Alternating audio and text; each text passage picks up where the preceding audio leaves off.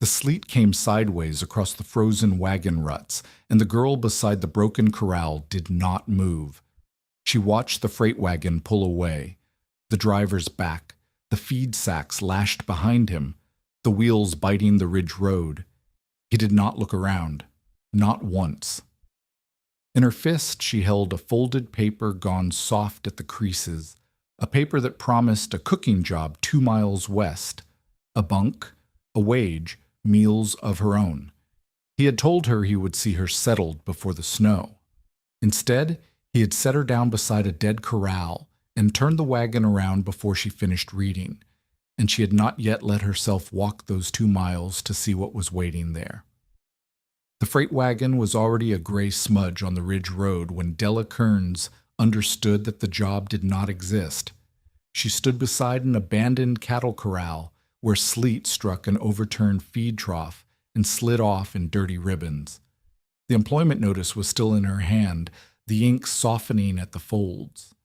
It promised a cooking position at an outfit 2 miles west, a bunk, a wage, meals of her own. There was no outfit. There was a collapsed loading chute, a corral with 3 rails gone, and a cookhouse that had been pulled down to the sills. Someone had carried off the good lumber. What remained was a rectangle of foundation stones filling slowly with snow. Orrin Pike had done this on purpose. She knew it the way you know a tooth has gone bad, not all at once, but in a spreading certainty that could no longer be argued with. He had closed the supply camp outside Durango and paid her out at 1/3 of what he owed. He had told her the cattle outfit needed a cook before winter and that he would carry her west himself part of the way as a favor. He had set her down here beside a dead camp and turned his wagon around before she had finished reading the notice. She counted what she had because counting was the only thing left to do. $7.40. 1 wool blanket, thin at the center. 33 pounds of food. 18 of flour, 9 of beans, 6 of bacon, with coffee and salt, and a twist of dried apples folded into the flour sack. 12 matches that were still dry. A pick with a cracked handle bound in wire. A lantern with a globe split down one side. No axe, no tent poles, no horse. The nearest settlement that held people through the winter was Bluff, and Bluff was more than a full day's walk over broken ground. If the ground held, it would not hold. The wash behind her had risen brown and fast after 2 days of freezing rain, and it stood between her and the way she had come. The trail ahead climbed an open ridge where the wind would find her with nothing to break it. Her right ankle had turned coming down into the canyon, and now took her weight only when she asked it to, which cut her walking speed in half. And even if she reached Bluff whole, $7 would buy a week of lodging, maybe less, and then she would be a stranger with no work asking the town to feed her through 5 months of cold. She could not walk out. She could not stay in the open. Somewhere behind the ridge, a storm was building the way storms built in that country, and by the smell of the air she had perhaps 4 days before it arrived. Della did what her father had taught her to do when a job looked impossible. She stopped looking at the whole of it and looked instead at the next hour. The next hour needed shelter. She had passed a shallow overhang 1/2 a mile back, a place the cattlemen used as a stock stop, where the sandstone leaned out far enough to keep the worst of the weather off a few animals. She limped back to it as the light went flat and blue. The floor was damp. Wind came straight through the open front and curled around the back wall and came out again, so that standing inside felt no different from standing outside, except that the sky was closer. She had 1 length of canvas, waxed on one side, meant for covering a wagon load. She lashed it across the opening with cord run through its grommets and staked the bottom edge under stones. The first strong gust took it like a sail. 2 grommets tore clean out of the wax cloth with a sound like a knuckle cracking, and the canvas snapped sideways and hung flapping while the cold poured back in around her ankles. That was when she heard the horse. A rider came up the freight trail below at a walk. A big man on a bigger animal, both of them white-crusted along the windward side. He turned the horse toward the overhang without being asked, and sat looking at her arrangement for a long moment before he spoke. "You the girl Pike left out here?" It was not a question. His name was Hiram Bell, though she did not learn that yet. A bluff wagon master who had spent 30 years moving freight through this country and had buried men who trusted it less than he did. He was hunting 3 cows that had drifted off the winter range, and he had found instead a 19-year-old with a torn canvas and a split lantern. He did not get down. He read her camp from the saddle the way another man might read a page. "No stove," he said. "No door. Half a blanket. Wet floor." His eyes went to the flour sack sitting square on the damp stone. "You've got food for 12 days if you lie still and do nothing. You won't lie still, so call it 8. "I'll manage," Della said.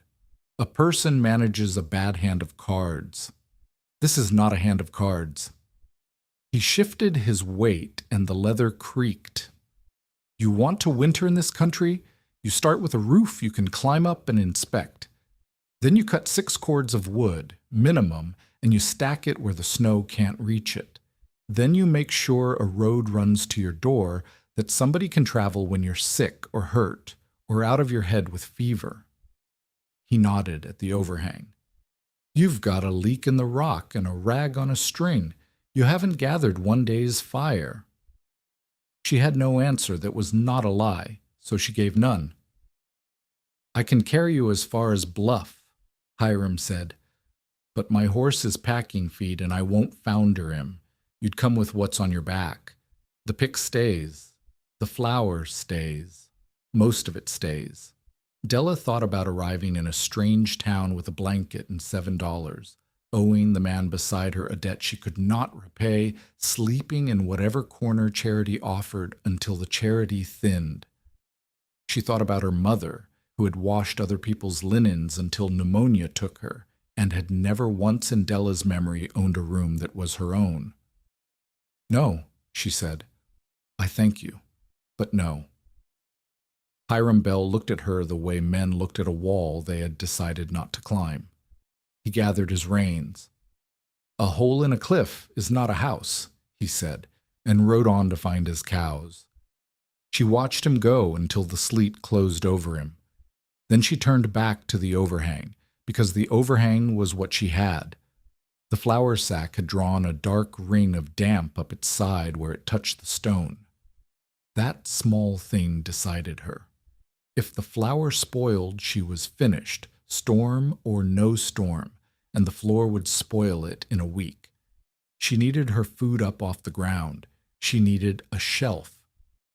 The back wall of the overhang was darker than the rest, stained the deep brown of old soot, and where she pressed her thumb against it, the surface gave a little, softer than the sandstone at the front. Soft stone she could work. She freed the pick from her pack, set her feet, and swung at the dark wall to open a niche. The first strike did not bite like stone. It shed a puff of pale dust in a flake the size of her palm, and the flake was not stone at all, but something packed and dried, gritted through with the marks of old fingers. The second strike landed with a sound she felt in her teeth. Hollow, not the dead thud of rock against rock, but the round, carrying note of a struck drum. The sound her father used to knock out of a bridge timber with the handle of his hammer to prove the wood was sound or rotten. A hollow note meant empty space behind. The third strike went through. A section of the wall, the width of 2 hands, fell away from her and vanished, not down at her feet, but inward into a blackness that swallowed the sound of it landing. Cold air did not come out at her. Instead, the split flame in her lantern globe leaned sideways and stretched toward the new opening, bowing steady into the dark, as though the mountain had drawn a slow breath and was holding it. Della knelt in front of the black gap with the pick loose in her raw hands and did not move. She had come here to build a shelf. She had opened something that had been closed on purpose by somebody a long time ago, and the mountain was breathing through the wound. She did not swing again. That was the first decision, and later she would think it was the one that saved her, though she could not have said why she made it. She held the lantern to the gap and saw, in the wavering light, the edge of the broken piece she had knocked loose. It was not a slab of natural rock. It was a made thing, a facing of packed mud and small stones and a coat of smoothed plaster over the top. The whole of it fitted into an opening that had straight sides and a squared corner. She had not broken through a wall. She had broken through a door that someone had sealed. Her father's voice came to her, not in words but in habit. Before you put your weight on a thing, learn what's holding it up. She widened the gap only at its loosest edge, working the packed material free with her fingers instead of the pick, until the hole was large enough to pass her shoulders. Beyond it, the lantern light fell on shaped stone. Courses of flat sandstone laid one on another with mud between them, rising into the dark in a line too straight to be an accident. She tied the lantern's bail to a length of cord, looped the cord twice around her wrist, and went in on her hands and knees. The passage was short and low, a made throat of stone barely wider than her hips, and then it opened, and the opening was so much larger than she expected that her breath caught. The alcove ran back into the cliff, far deeper than the outer overhang had promised, a vault of shadow with a floor of level rock, and standing on that floor were walls, not one wall, rooms. She counted doorways in the lantern light, small square openings no taller than her chest, framed with stone lintels, leading from one plastered chamber into the next. The plaster held the marks of hands that had smoothed it. A flat stone the size of a table stood worn and pale where something had been ground on it for years. Along the back she saw the black stains of old fires, low on the walls, in hollows shaped for holding flame. The floor was dry. She felt it before she understood it. After days of sleet and rising water, the stone under her knees was dry as summer, and the air did not move, and the terrible pushing cold of the outside was simply gone. Not warm. She would not have called it warm, but the difference between this and the overhang was the difference between a coat and no coat. She went slowly from room to room, and in each one she left everything where it lay. There were fragments of pottery, curved pieces painted with lines gone soft brown with age, and there were bits of woven fiber that fell to powder near her breath, and she stepped around all of it and touched none of it. In the deepest part of the alcove, the floor dropped into a round chamber sunk below the rest, its walls curved and careful, and something about the shape of it made her stop at its edge and go no closer. That room was not for living in. She did not know how she knew, but she knew, and she turned away from it and left it to its dark. A rear room near the back stood nearly whole, its roof of old timber still holding, its four walls sound, its single low doorway facing away from the outer air. That room, she thought. If any room could be lived in, that one. She did not trust what she felt. Feeling was cheap. Her father had trusted a joint that felt solid once, and it had dropped a bent of timber on him beside the Animas River, and that was the end of her father, so Della did not trust feeling. She trusted a test. She had a tin cup. She filled it with water from her canteen and set it in the middle of the rear room, and she filled a second cup and set it out under the shallow overhang where she had first tried to camp, and she waited out the night between the two. She hung 3 loose threads across the inner doorway, and watched by lantern light which way they stirred, and they stirred always in one direction, a slow, steady draw from the outer opening deeper into the rock and up, as if the alcove pulled air through itself and let it out somewhere above.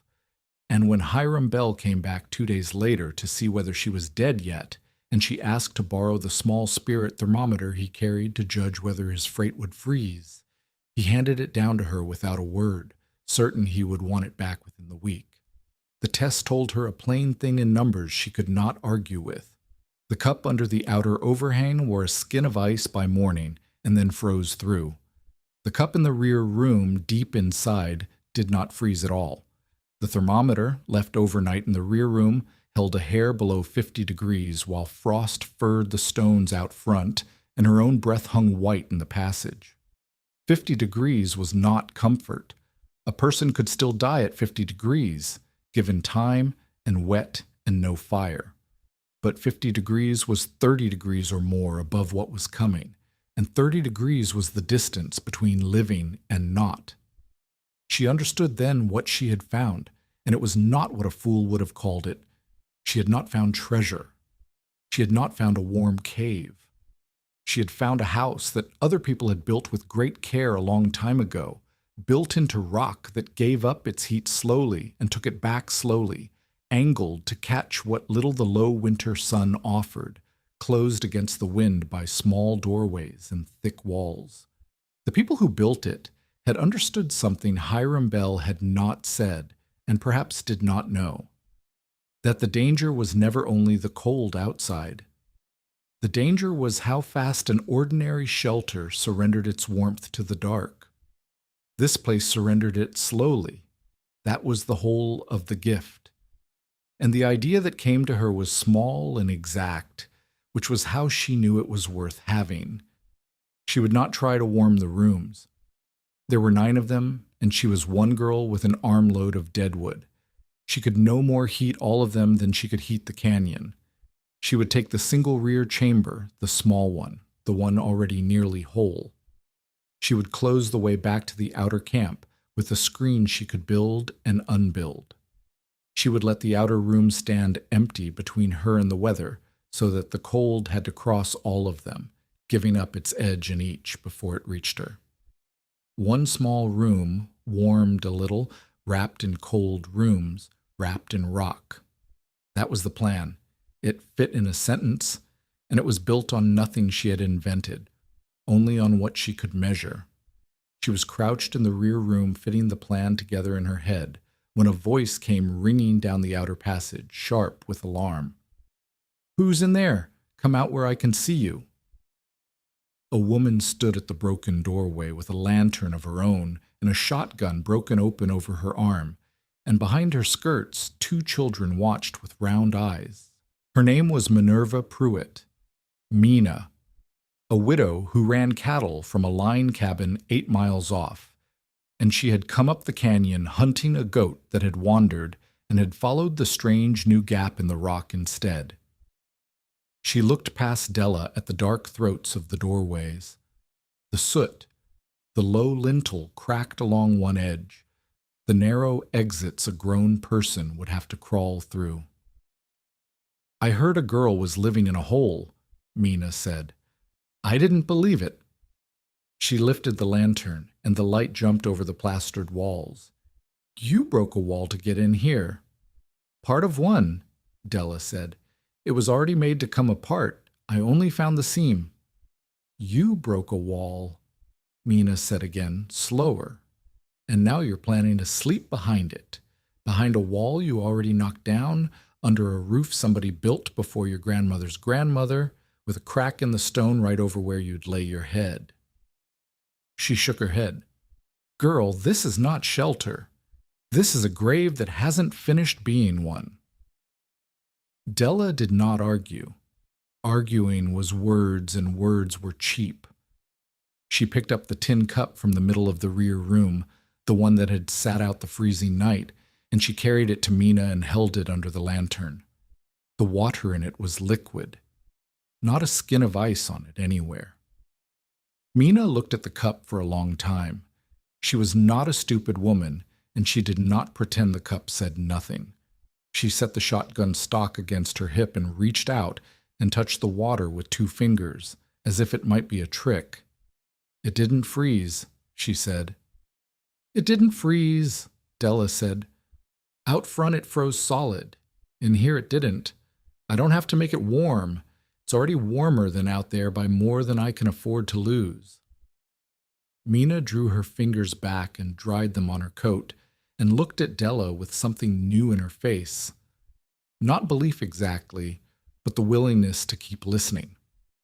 Then she looked up at the black roof beams and the soot-blackened hollows in the wall where the old people had kept their fires, and her face closed again. "Cold's not the only thing that kills in a shut-up room," she said. "You mean to have a fire in here, in a place with one door and a roof full of gaps that go you don't know where." She gestured at the low ceiling with the lantern. "You light a fire in this, and the smoke won't know where to go any better than you do.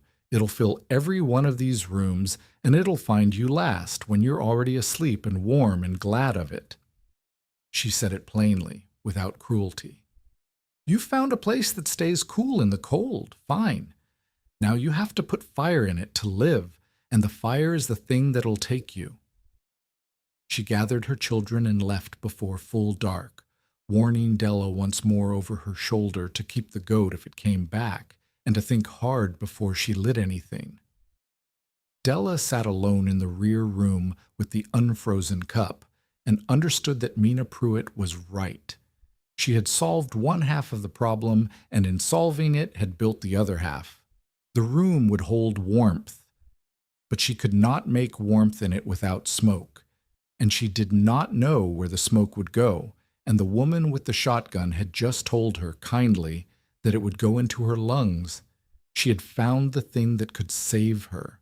She did not yet know if she could use it without it killing her. Word carried the way word does. Mina told it in bluff plainly enough. A girl living behind a broken wall in the old rooms up Red Willow Canyon, and by the time it had passed through 3 general store conversations, it had grown teeth.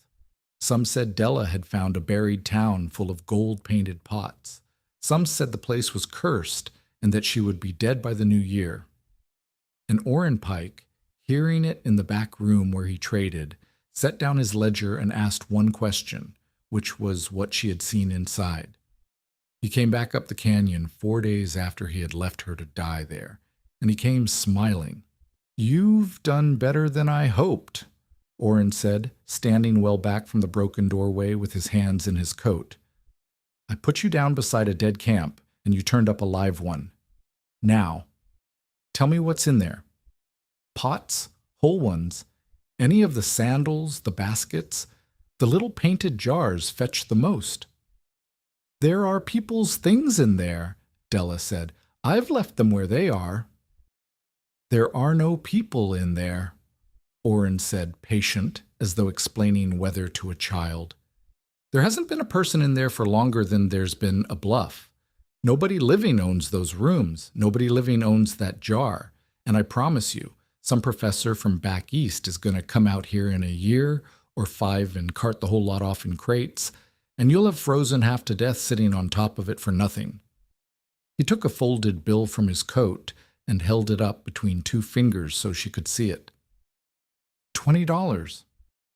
You show me the way in and where the good rooms are, and you take that and go to bluff a rich girl instead of a dead one.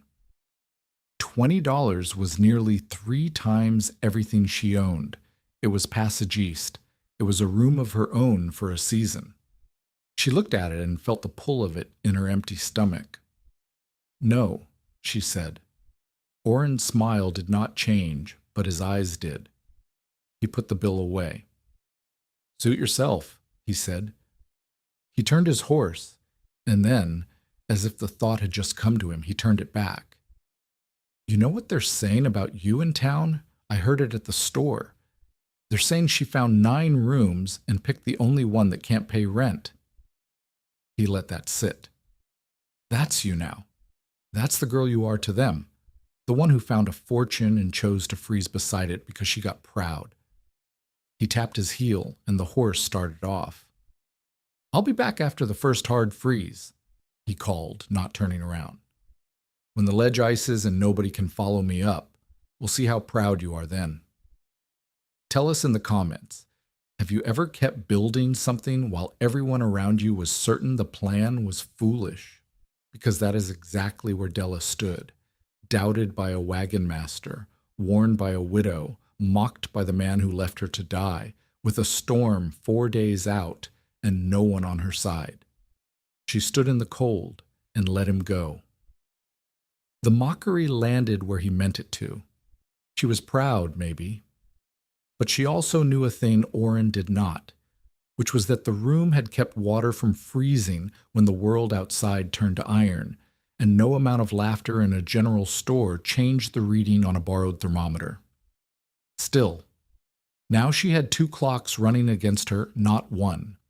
The storm was the first. She had to make one room safe to warm before it arrived, and she did not yet know how. And Orrin was the second.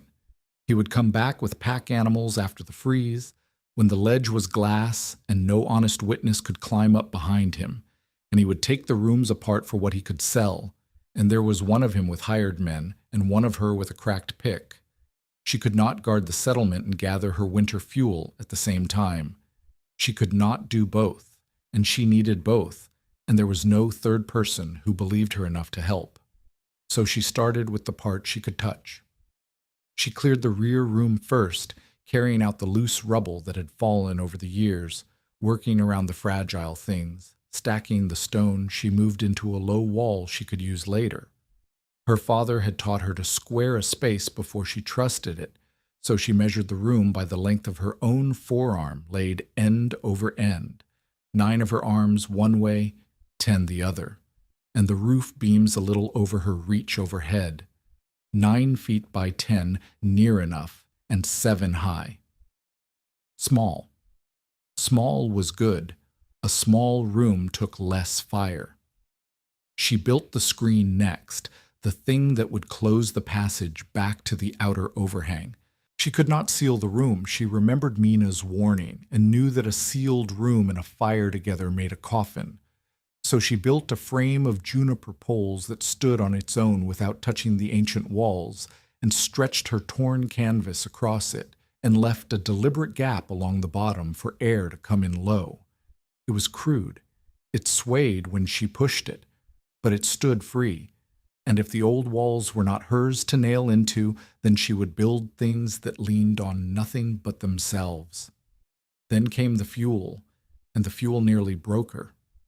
There was no standing timber worth the name in the canyon, only pinyon and juniper grown slow and twisted, and the dead wood lay scattered up the slopes in pieces she had to break by hand or lever apart against rocks because she had no axe. Her palms split open on the second day, and she bound them with strips torn from her spare shirt and kept on, because a bound hand still gathered wood, and an idle one only ached. Her infected thumb throbbed against the wire-wrapped pick handle. She counted her progress the only way that meant anything, in bundles she could carry. 1 bundle, 2, 4. Each one 18 pounds of dry wood roped together, each one a few hours of fire. By the end of the 3rd day, she had 6 bundles stacked in the outer room, and she made herself a hard sum from what she had seen. The line cabin Mina lived in, an ordinary drafty box of a place, would burn near 4 bundles in a single cold day. To winter, in a cabin like that, she would need cords she could not cut. But if this room burned only 1 bundle a day, if the rock and the small doorways did what the frozen cup said they did, then 6 bundles was 6 days, and a winter's worth was within a girl's reach after all. If.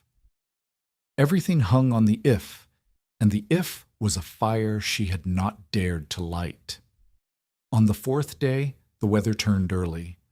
The wind came round to the north with a new weight in it, and the high clouds she had been watching thickened and lowered, and the light went the color of pewter. The storm was not 4 days off anymore. It was close, and it had moved up its arrival the way this country's storms did, on their own schedule and nobody's. She could wait no longer to learn whether her room would take a fire. She built a small one, the smallest she dared, a handful of dry juniper twigs in one of the old blackened hollows in the wall, telling herself she would learn from a little flame what a big one might do.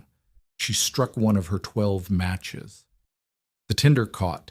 The flame stood up bright in the dark room, and for a moment it was the most welcome thing she had ever seen, a live orange light in a place that had been black and cold since before her people crossed the water.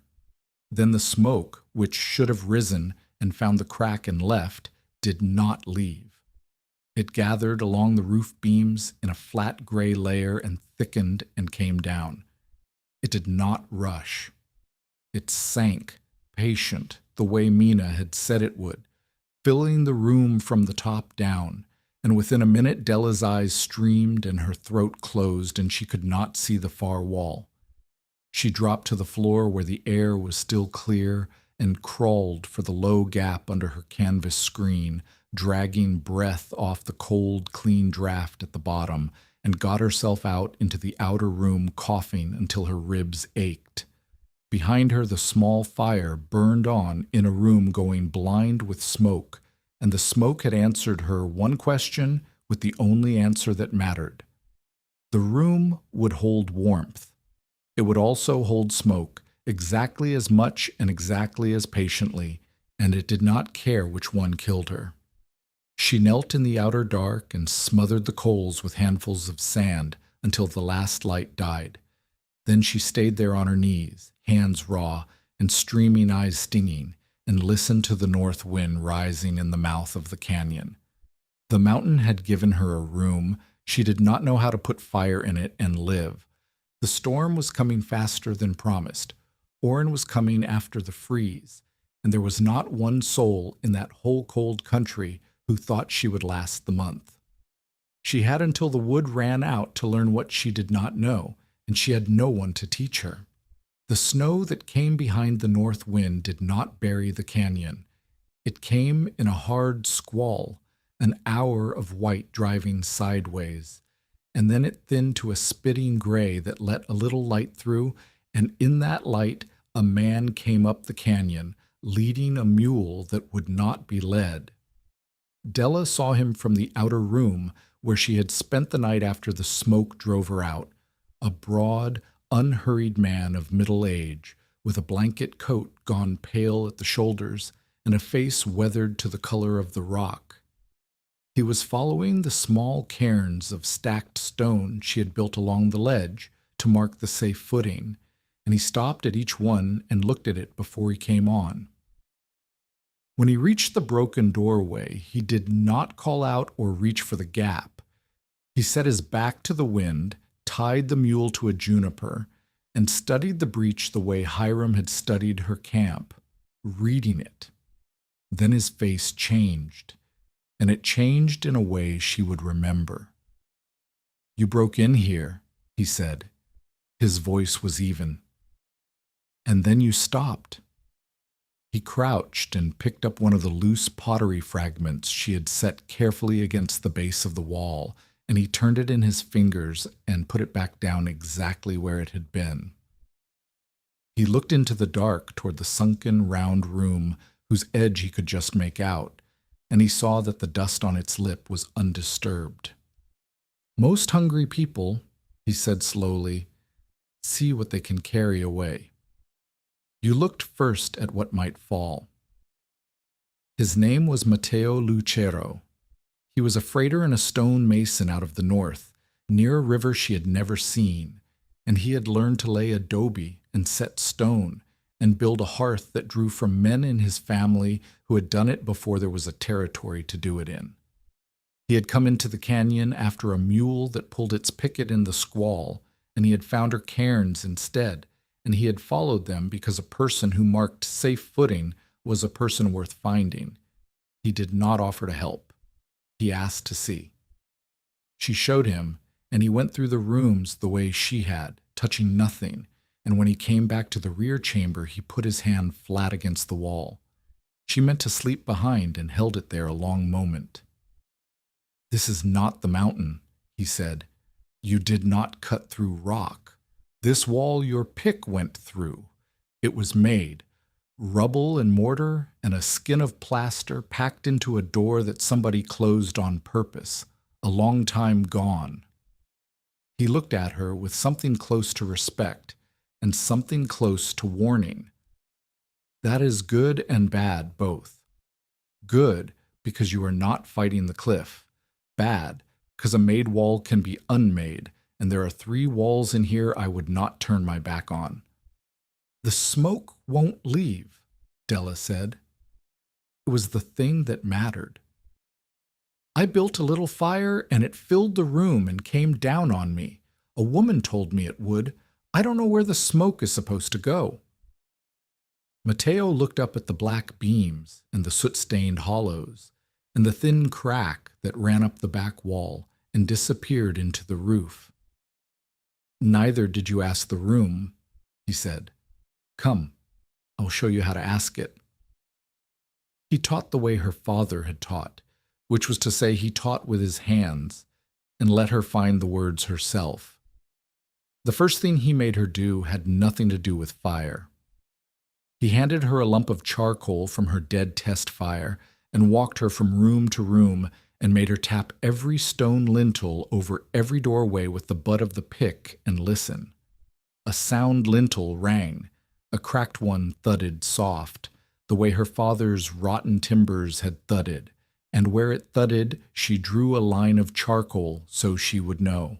In 1 hour she marked 11 lintels, and 2 of them thudded, and both of the 2 stood over rooms Matteo told her never to sleep in and never to store fuel in because the sandstone above them had split along the grain and only waited on a hard freeze to come down. "You do not fight a bad stone," he said. "You do not brace it and hope. You leave it alone, and you do not stand under it." Under the one modern breach that could not be avoided, the low passage into her chosen room where the old closure had left a weakened lip of rock. He set 2 juniper posts he had cut outside. He drove nothing into the ancient wall. He cut the posts a hair long and sprang them into place so they stood by their own pressure, and where their tops met the old stone, he wedged folded scraps of hide so that green wood never bore directly on the fabric of the settlement.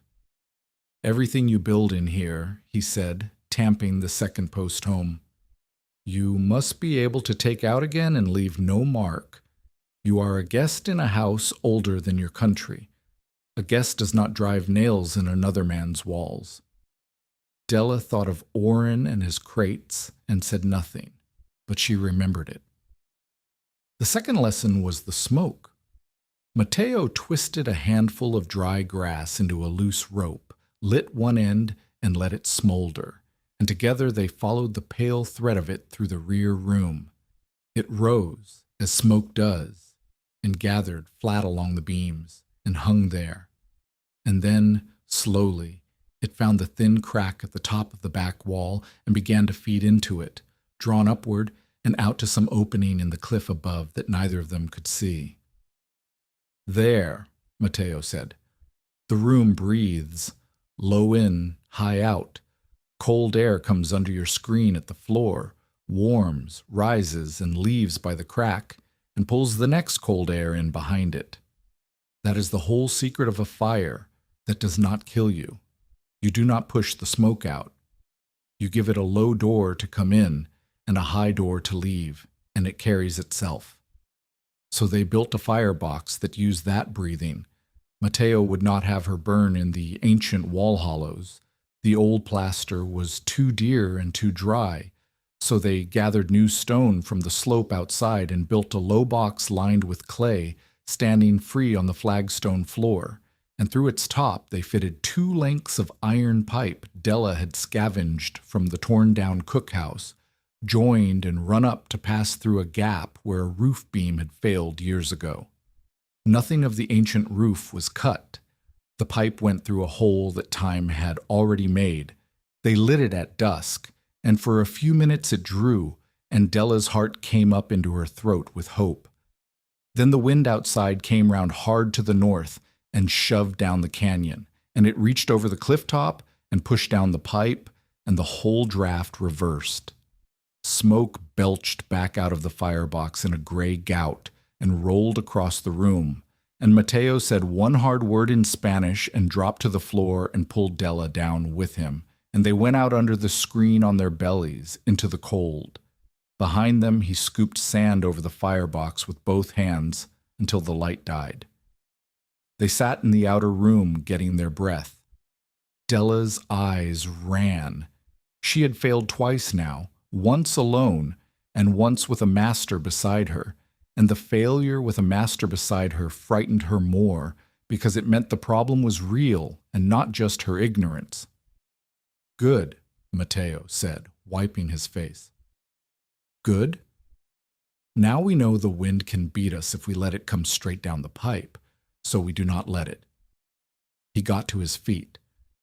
"Tomorrow we make the room tighter to the wind and looser to the air. There is a difference. I will show you." The days went by in a rhythm she came to count on, and she counted them the way she counted everything, in numbers she could hold. The third teaching was the enclosure. Mateo built a second barrier several feet inside the broken doorway, a lattice of brush faced with canvas, standing on its own freestanding frame, and sealed only that new frame with wet clay, leaving one deliberate low gap for the air to enter. Now the wind had 2 loose screens to fight through before it reached the room, and it lost its shove in the fighting. They lit no fire that evening at all, and still the thermometer in the rear room climbed 6 degrees, only because the wind could no longer reach in and steal the air. Della wrote the number in the margin of the employment notice, the only paper she had, under the other numbers she had begun to keep. The fourth teaching was water.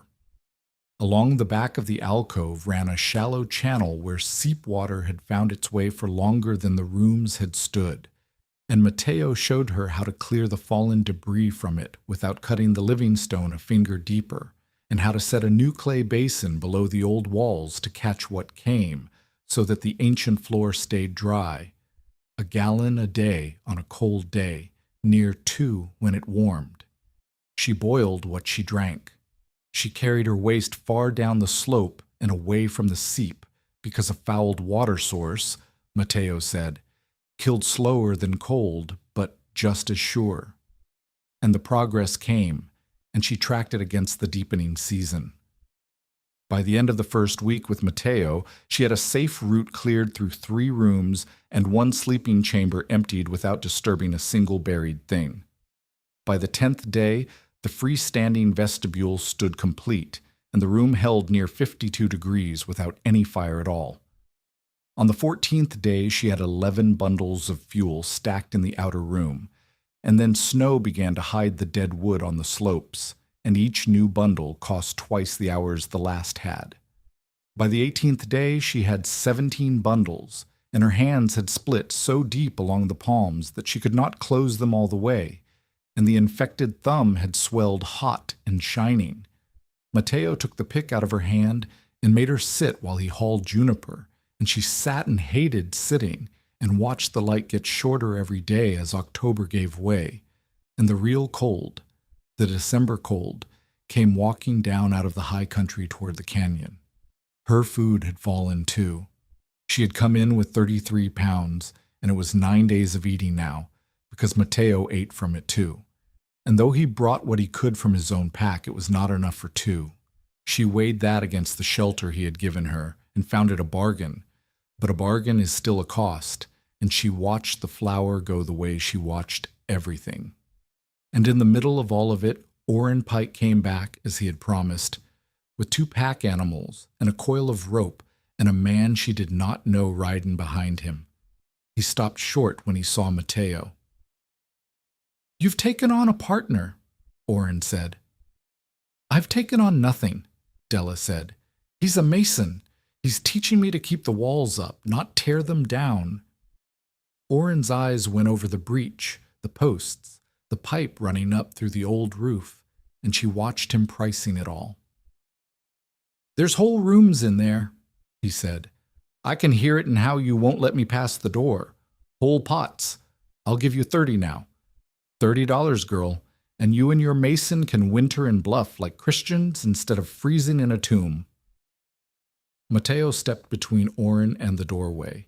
He did not raise his voice. I am a witness now, Mateo said. You understand what that word means. If anything here is broken or carried off, there is a man who saw it whole and will say so where it counts. You will not go in. Orrin looked at the mason and at the girl with the ruined hands, and he smiled the smile that never reached his eyes. A starving girl and a drifting mason, he said, gathering his lead ropes. You can't stand at that door all winter. One of these mornings the ledge will be glass, and I'll come up when there's no witness to see anything at all. He touched his hat. I can wait for weather better than you can. Della said it out loud so the strange rider behind Orrin would hear it and carry it back. I'm not selling. Not 30, not 100. These aren't mine to sell, and they aren't yours to buy. They watched Orrin go down the ice trail with his empty pack animals, and neither of them felt they had won anything, because both of them knew he was right about the ledge. That night, late, Mateo woke her. He had heard something wrong in the wind, a thin, hard rattle over their heads, and he took the lantern up close under the pipe where it passed through the old roof gap, and his face in the light was grim. The iron pipe was trembling against the broken lip of a roof beam, and each gust set it knocking harder, and the stone that beam supported was one of the cracked ones she had marked with charcoal weeks before. If the wind rose in the night and the pipe kept hammering that lip, it would work the split stone loose, and the split stone hung directly over the place where she laid her head. We have to hang the pipe off its own frame, Mateo said, away from the wall, tonight, before the wind gets its full weight. He looked at the sky, and she looked with him, and low in the southwest the stars were already gone behind a rising black edge of cloud. And we have less than a day, I think, before this canyon learns what winter is.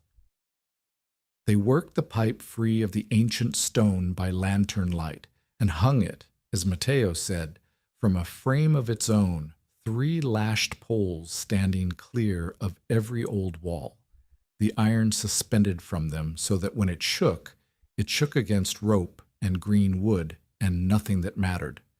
They shortened its run so the wind had less of it to grab, and at the top Mateo fitted a screen of woven wire he carried for keeping sparks off a hayload, so that a stray ember could not ride the draft up into the dry timber above. Then Hiram Bell came, on the last clear afternoon, with a thermometer and a hanging scale and a leather notebook, because he had heard from Mina that the girl in the hole had a mason and a stovepipe now, and he intended, he said, to see the thing measured or hear no more about it. They ran a full test that night, with Hiram keeping the numbers in his own hand so no one could later say the girl had cooked them. The reading outside fell to 12 degrees. Before they lit the fire, the rear room stood at 48. 3 hours after they lit it, the room stood at 58, and Hiram made Della widen the low intake by 2 finger widths when a candle flame showed the air going sluggish, and after that the smoke test came clean. They banked the coals under a cover of ash and slept, the 3 of them and the mule outside stamping in a lean-to. And in the morning the room still held 54, and the fire had eaten a little less than 1 18-pound bundle in the whole night, and the water in the cup had never so much as skinned over. Hiram wrote it all down. Then he closed the notebook and was quiet, and Della waited, and what he said was not what she wanted. You've proved a cupboard can be warmed on a quiet night, Hiram said. 12 degrees is a cold evening, not a winter. 3 grown people breathing is not a house full, and there was no wind worth the name last night. He tucked the notebook into his coat. I'll grant you the room does what you say it does, up to here, but you haven't been tested. The storm will do the testing, not me, and not this candle." He looked at her steadily, and there was no cruelty in it, which made it worse. "I hope you're right. I've buried people who were almost right." He would have stayed. He said as much. But his own affairs called him back toward Bluff, and Mateo could not stay either, for his mule had thrown a shoe on the iced rock, and there was no iron in the canyon to set a new one. And he meant to ride to Mina's line cabin, where a forge and nails were kept, and to warn Mina besides because the storm track had swung, and Mateo did not like where it pointed. Before he mounted the crippled mule, he pressed something into Della's bandaged hand. It was his plumb bob, a smooth lead weight on a waxed cord, worn bright by his fingers. "When you cannot tell if a thing is leaning," he said, "you hang this, and let it tell you the truth. Stone lies, rope does not." He held her eyes. "And one more. You listen to me now. Never trust smoke you cannot see leaving. If you cannot see it go, it is not going. It is filling the room over your head while you tell yourself you are safe." He climbed onto the mule. "I will be back in 2 days. 3, if the shoe fights me. Keep the room and keep the numbers, and do not be brave with the fire." She watched him ride down the canyon on the limping mule, and the sky behind him was the color of an old bruise, and the first fine snow began to fall before he was out of sight. He did not come back in 2 days.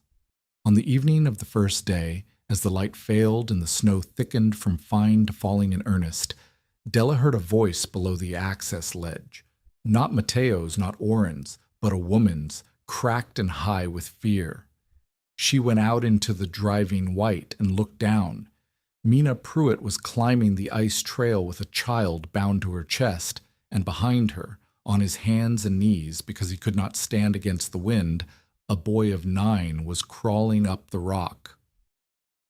Della got them up the last of the ledge with the plumb bob cord looped around her own waist, and the other end in Mina's frozen fist, hauling when Mina's boots skated on the ice, and she brought them through the broken doorway one at a time because the passage would not take 2 abreast. Mina came last, and when she was through, she sat down on the flagstone floor and could not for a moment speak. The story came in pieces. The wind had gotten under the line cabin's roof at midday and peeled back a corner of it, and the snow had come in on the children's beds and soaked their blankets through, and Mina had understood in one clear, terrible instant that the cabin would not hold the night. She had wrapped the children in what dry cloth she had, and set out for the only warm room she knew of in that whole country, which was the one she had told the girl was a grave. The boy was Reuben. His boots had frozen stiff on his feet during the climb, and he could not feel his toes. Della did what Mateo's kind of sense told her to do, which was the opposite of what fear wanted. She did not put his feet near the fire. She worked the frozen boots off slowly, a little at a time so the leather did not tear the skin, and she wrapped his feet in the one dry blanket she owned and set a pan of water to warm, not to scald, and made him hold the cup against his chest, and she talked to him the whole time in a low, steady voice about nothing, the way you talk to a spooked animal. The little girl, Tess, 6 years old, would not stop shivering, and the shivering was good, Della told Mina, because a body that shivers is a body still fighting. It was the ones who stopped shivering you had to fear. 4 bodies in the small room changed the air. Their breath and their wet clothes put moisture into it, and Della watched it gather as beads of cold sweat on the outer stones where the room met the buried cliff. And she remembered that damp stole heat faster than dry, and she cracked the low intake a finger wider to let the wet air find its way out. In the first chamber, beyond 2 screens, snow was sifting in through the gaps in the old outer masonry and drifting in a pale fan across the floor. But the rear room, wrapped in cold rooms, wrapped in rock, stayed dry. Outside, the wind found its full voice. It came over the clifftop in a long freight train roar, 40 miles an hour and more, and it drove the snow flat and hissing across the canyon. Della lit the fire. For 20 minutes it drew clean and true, and the room warmed, and Reuben's toes came back to him in pins and needles that made him cry, which Della was glad of, because a foot that hurts is a foot that will keep.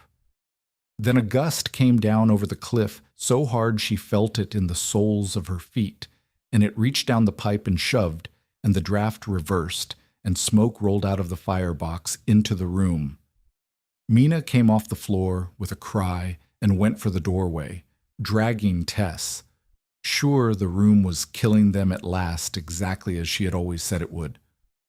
"No," Della said, and she caught Mina's arm, and she did not raise her voice because Mateo never raised his. "Don't open the top. Don't feed it. When the draft dies, you make the fire smaller, not bigger." She did what he had taught her, in order without hurrying, though her heart was slamming. She smothered half the burning wood under a scoop of sand so the fire had less to feed the smoke. She opened the low intake wide to give the cold, clean air a door. She dropped a hanging flap of canvas across the mouth of the passage to kill the cross draft that fought the pipe. And then she took a twist of dry cloth, lit it, and held its flame up under the iron where it left the firebox, warming the cold column of the pipe until the air in it wanted to rise again.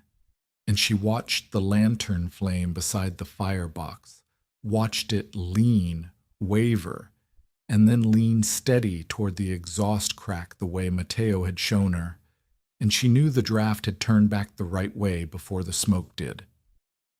The room cleared. It cost her one of her last dry cloths and 3 of her few remaining matches, and it cost her the steadiness in her hands for an hour after, but the smoke went up and out where she could see it going, and no one in the room stopped shivering except the ones who were meant to. Near midnight, when the storm was at its full killing weight, something pounded on the sealed passage from outside. Della's blood went to ice. "Oren," she thought. "Oren has come in the storm when there is no witness." But the voice that shouted through the stone was Hiram Bell's. He had not made bluff. The storm had caught him on the trail, and he had turned for the only shelter he knew was warm, and he had brought with him a half-frozen cowhand named Amos Rusk, whose horse had broken through a crust of snow into a wash and gone down and could not get up. Amos had crawled the last mile along the ridge on his hands and knees in the dark, and when Della and Hiram dragged him through the breach, he could not say his own name. 6 people now, in a room built for 1. Hiram read the outside thermometer by lantern before he would let himself sit. He read it twice. 4 below, he said. His voice was strange. He looked at the thermometer inside near the sleeping children. It stood at 55 degrees with the door just open to the storm and 6 bodies crowded in. He looked at the fuel stack against the wall, which was still more than half its height. He looked at the girl he had told twice that a hole in a cliff was not a house. He did not say anything yet. There was no time. Because the cold that had come down was the freezing kind that works stone, and up in the outer ceiling the sandstone had begun to move. It started as a patter, like the first hard rain on a roof, small fragments of frost-split sandstone falling from the outer chamber ceiling, ticking down onto the drift of snow. Then a larger piece let go, and it struck the frame that held the stovepipe, and the frame jumped, and up under the old roof gap the iron pipe separated at its joint with a sound like a dropped kettle. Smoke, which had been going up and out where Della could see it going, now had nowhere to go. It began to pour from the broken joint back into the room, up near the beams, right over the place where Reuben and Tess lay sleeping under the dry blanket. Della saw it, and her stomach dropped, because she knew the joint could not be reached from inside the room. It hung above the firebox, and to stand under it, a person would have to stand over the burning stove, in the smoke, with no air. There was only one way to it. Someone had to go out of the warm room, crawl through the low upper doorway into the freezing outer chamber, and reach the broken pipe from the cold side, in the dark, alone. "I'll go," Hiram said, already moving. He got his head and one shoulder into the 24-inch doorway and stopped. He was a big man across the chest, and the doorway had been built by people smaller than him for reasons of their own, and it would not take him. He backed out with his face gray. Della was already pulling Mateo's plumb bob cord from around her waist. "It has to be me," she said. "I'm the only one it fits. If you're holding your breath right now, if you need to know whether this girl and these 2 sleeping children make it through the night, this is the moment to subscribe and stay with us. Because the storm is not finished, and neither is the mountain." Her infected hand failed her at the very edge. She got a grip on the cold lip of the upper doorway to pull herself through, and the swollen thumb would not close, and she slid back and barked her chin on the stone. Hiram caught her before she fell and steadied her, and she set the plumb bob cord in her teeth and used the heel of her ruined hand instead of the fingers, and she went through into the dark and the cold. The outer chamber was a different country. The temperature dropped away from her like a floor giving out, and the wind came screaming through the gaps in the old masonry, and the snow stung her face sideways. She could not see the pipe. She found it by feel, the 2 cold iron ends hanging inches apart where the joint had jumped, and she understood at once why it would not simply be pushed back together. The frame had shifted and pulled the ends out of line, and no amount of shoving would seat them by hand. So she used the tool Mateo had left her. She looped the waxed plumb bob cord around the upper length of pipe and drew it, slow and even, pulling the misaligned end back toward the true until the 2 mouths of iron faced each other again, and then she worked them together and held them, and lashed the cord off to the frame so the joint could not jump a second time. "Rope does not lie," he had said. She trusted the rope. Behind her, from beyond the wall, she heard a second fall of stone come down, a heavier one, a grinding slide, and part of the low doorway she had come through went dark and blocked. On the other side of it, Mina began to strike the stone and call her name, unable to see whether the girl was crushed under the fall or only cut off. Della did not answer at first because answering meant stopping, and she was watching the smoke. She had reconnected the joint. Now the question was whether it would draw. She struck a match with her teeth and one heel of the hand grip and held the little flame near the base of the pipe, and she watched, and the flame bent. Up the iron, toward the crack, toward the storm. The smoke was going where she could see it going. She could have wept. Only then did she call back through the blocked doorway, "I'm here. I'm all right. There's stone down. Give me room." She cleared the fall with her hands, and here the mountain tested her a last way, because among the loose broken stone lay one of the ancient lintels, cracked but whole, and it would have been faster, so much faster, with the cold eating into her and the children breathing smoke on the far side, to strike it out and be through in a moment. She did not strike it. She had told Orrin these walls were not hers to break, and she found the words meant something even now, with no one watching and her own life on the cold side of them. She took out only the loose rubble, one piece at a time, and left the old stone where it lay, and squeezed her thinner body back through the gap she had cleared into the warm room where the fire had burned down almost to nothing while she was gone.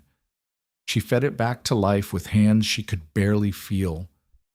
The room, which had fallen while the joint was open, began to climb again. By the gray of dawn, the storm had spent its first and worst night, and Della kept the numbers because keeping the numbers was the thing that made it real. Outside stood 2 degrees below zero. Inside, after everything, after the reversal and the broken joint and the door opened 3 times to the storm, The rear room held 52 degrees. The water in the cup had not frozen. Reuben woke and knew his mother and wiggled the toes she had been afraid he would lose, and cried out that they hurt, and Della told him that was the best news in the canyon. Amos Rusk, who had not been able to say his name, was shivering hard and steady again, and hating it, which meant he would live. 7 full bundles of fuel still leaned against the wall. There was flour enough for 4 more meals shared 6 ways. From far down the canyon, carried thin on the wind, came a long, low, grinding crash. Mina lifted her head and listened, and her face went still, and she knew the sound. It was the roof of her line cabin, the ordinary drafty box that ate 4 bundles a day and gave the heat straight back to the sky, going down at last under the weight of the snow. The room Mina had called a grave had held 6 living people through the worst night of the winter. The house she had trusted had fallen empty into the dark. Della sat down against the warm wall with the plum bob still cold in her fist, and for the first time since the freight wagon left her beside the dead corral, let herself close her eyes with other people breathing safe around her. The storm was not done. It would blow 2 more days. There would be fuel to ration and food to stretch and a cold column of iron to watch every hour. But the room had answered the question Hiram said only the storm could answer, and it had answered it in his own handwriting, in his own notebook, at 4 below zero. The storm blew itself out on the 3rd morning. When the wind finally dropped and the light came clean and hard off the new snow, the rear chamber stood at 57 degrees. No ancient beam had been burned, no wall had been dismantled. The lintel she had left in the rubble still bridged its doorway, and nobody in that room had died. Della went out onto the ledge in the thin new sun to breathe air that did not taste of wood smoke and 6 people, and she found sitting where she had left it under the original shallow overhang all those weeks ago, the 2nd tin cup, the one from her very first test, the one that had frozen solid on the outer stone the first night while its twin stayed liquid deep inside. It had split. The frozen water had swelled through the whole of the long cold and burst the tin along its seam, curling the metal back like a peeled fruit. She stood a moment holding the ruined cup, and she understood that she was looking at what would have happened to her, and to Reuben, and to little Tess in any ordinary shelter in that country. The cold did not need to be dramatic. It only needed to be patient, and given time, it split whatever surrendered its warmth. She had found a place that surrendered it slowly. That was all. That had been enough. She carried the split cup back inside and set it on the flagstone, not as trash, but as a thing worth keeping. She had survived. 6 of them had survived, and already sitting warm in a room full of sleeping strangers while the sun rose on a country that had tried to kill them all, Della knew the question had changed. It was no longer whether she would live through the winter. It was what a girl became, once the whole valley knew she had found a way to make the cold give up. And somewhere down that valley, in a warm room of his own, Orrin Pike would soon hear that the tomb he had wanted to strip for pots had just kept 6 people alive through 4 below zero and Della did not think for one moment that the news would make him let go. They dug out of the canyon 4 days after the sky cleared, and Della sent the Pruitts and Amos Rusk down the packed snow with fuel enough to reach the nearest standing roof and instructions to send word she was alive. She did not go with them. She stayed to watch the fire and mind the rooms because Orrin Pike was somewhere below, and a place that had proven it could keep people alive was, to a man like Orrin, only more worth robbing. Mateo came back before the runoff had begun to drip from the ledge. His mule wore a new shoe, and his pack held iron and nails and a sack of cornmeal. He sat down inside the door without a word about the cost. He did not tell Della she had done well. He did something better and harder. He made her walk him through every hour of the storm, decision by decision, and he stopped her at each one and asked why. You reversed the draft and you did not open the top, he said. Why? Because you told me. A dying draft wants less fire, not more. Good. And the pipe, the joint broke. Whose fault? Della had thought about this in the long hours since. Mine, she said. The first frame I built for the pipe stood too close to the cracked stone. When the ceiling let go, the falling piece hit the frame instead of missing it. If I'd set the frame a foot to the north, clear of the split, the stone would have come down onto sand and not onto iron, and the joint would have held. Matteo looked at her a long moment. Then he took the plumb bob out of his own coat, where she had returned it to him, and he weighed it in his hand and put it back. That is the answer of a builder, he said. Not the answer of someone lucky. You are not my student anymore. You are a mason who does not yet own enough tools. He picked up a chisel and handed it to her, handle first. So, we are two masons now. We have work. Hiram Bell came up the canyon on the first fully thawed morning with his notebook and his hanging scale, in a manner Della had not seen in him before, a careful, measuring quiet, the manner of a man about to be proven wrong and determined to be exact about it. He did not take her word for anything. He weighed what was left of her fuel stack against the marks in his own book from the test night, and he did the arithmetic of what the storm had burned across 6 days and 6 people. Then he rode the 8 miles to what remained of Mina's line cabin and stood in the wreck of it and counted the split cordwood scattered under the fallen roof, and he came back and did that arithmetic too. He laid the 2 columns side by side on a flat stone and made Della read them. The line cabin, an ordinary board box on open ground, had been burning close to 4 bundles a day in nothing worse than ordinary cold. And it had still failed, because when the wind peeled its roof, the heat went straight up into the sky, and the cold walked in through the hole, and there was nothing between the family and the weather but a plank. Della's room, buried in rock and wrapped in cold, empty chambers and vented low and high, had held 6 people at 4 below zero on a little less than 1 bundle a day, and had never once let the water freeze. Hiram stared at the 2 columns for a long time. I spent 30 years, he said, learning how much fire a man needs to beat a winter, 6 cords, a good stove, a roof he can climb up and mend. He tapped the smaller column with 1 thick finger. I measured how much fire you lacked. I stood right there and told you what you didn't have. He closed the notebook. I never once measured how little heat this room gives back. That was the whole of it. And I never measured it because in 30 years nobody taught me there was anything to measure. He looked up at her, and the granite in his face had cracked, and behind it was something almost like grief for all the winters he had spent fighting the wrong enemy. A hole in a cliff is not a house, he said. I was looking at the hole. You were looking at everything around it. He asked then if she would let him bring the numbers to Bluff. Not the way in, not the pots, only the numbers. And Della said yes, because numbers were the one thing about the rooms that could be carried out and shared and cost the place nothing.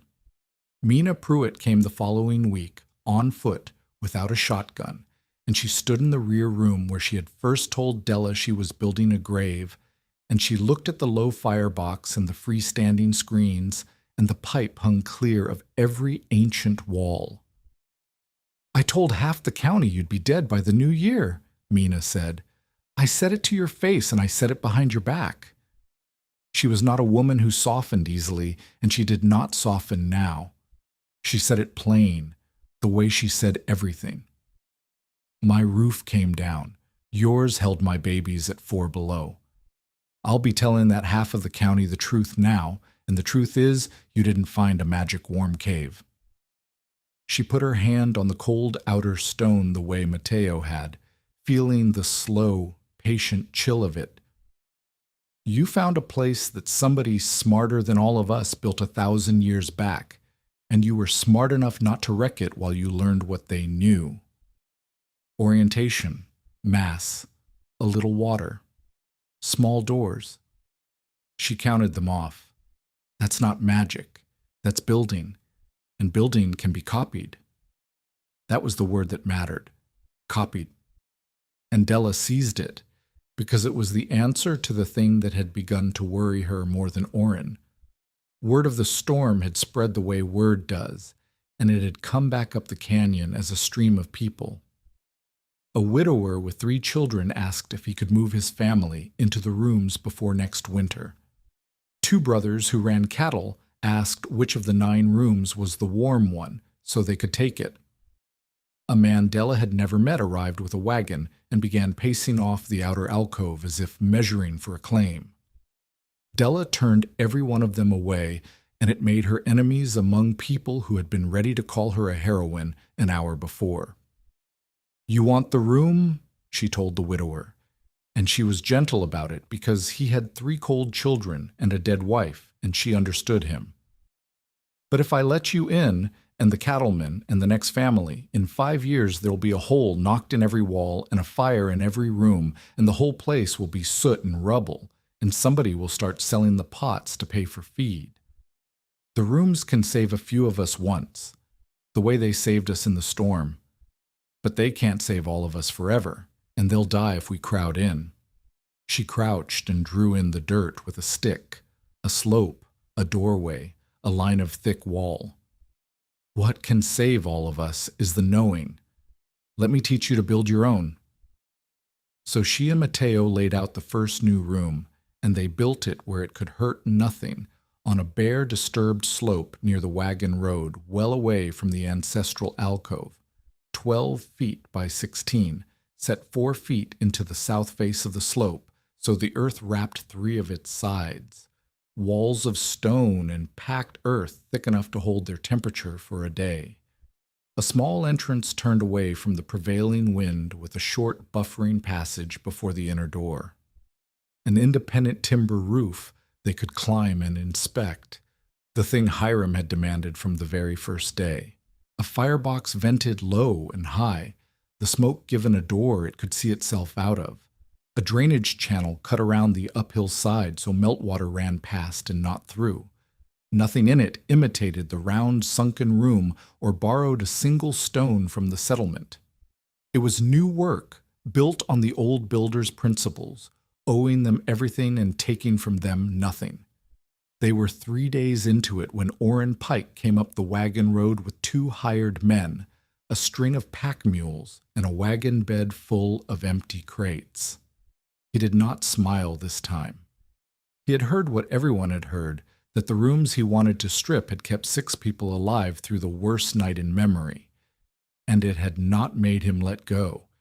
It had made him certain the place was even more valuable than he thought. "You've made yourself famous," Orrin said. "A girl who beats the winner. Fine. Be famous. I've come for the merchandise, and there's not a law in this territory that says a pot in an empty cliff belongs to a squatter who found it." Hiram Bell rode his horse across the head of the access trail and stopped it there, sideways, a wall of animal and man.